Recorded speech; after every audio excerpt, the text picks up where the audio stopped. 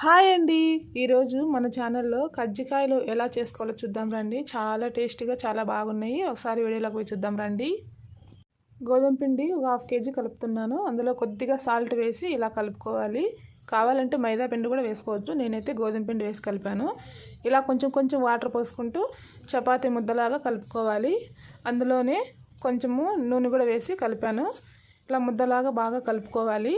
పిండి బాగా కలిపితేనే బాగుంటాయి. చూడండి, ఇలా కలిపేసి మూత పెట్టి పక్కన ఉంచుకుందాం.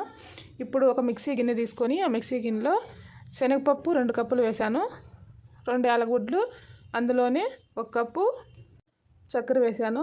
1 కప్పు చక్కెర అయితే సరిపోతుంది. మీకు స్వీట్ ఎక్కువ కావాలంటే ఇంకా కూడా వేసుకోవచ్చు.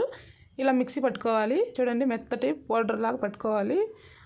శనగపప్పు చక్కెర మొత్తం అంతా ఇలా పౌడర్ లాగా పట్టుకున్నాం కదా, మరొక గిన్నెలోకి వేసుకుందాం. పిండి అంతా చూడండి ఇలా స్మూత్గా పట్టుకుంటే చాలా బాగుంటాయి.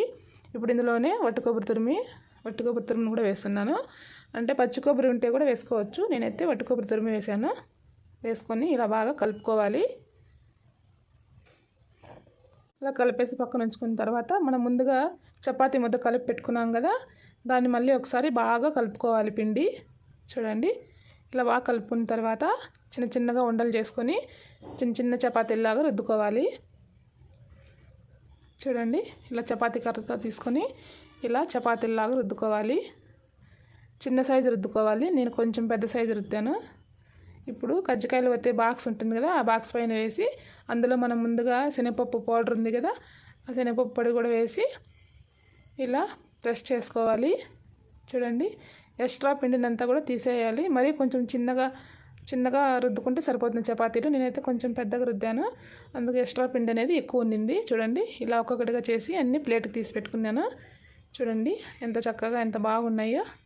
ఇప్పుడు స్టవ్ వెలిగించుకొని ఆయిల్ వేసుకుందాం.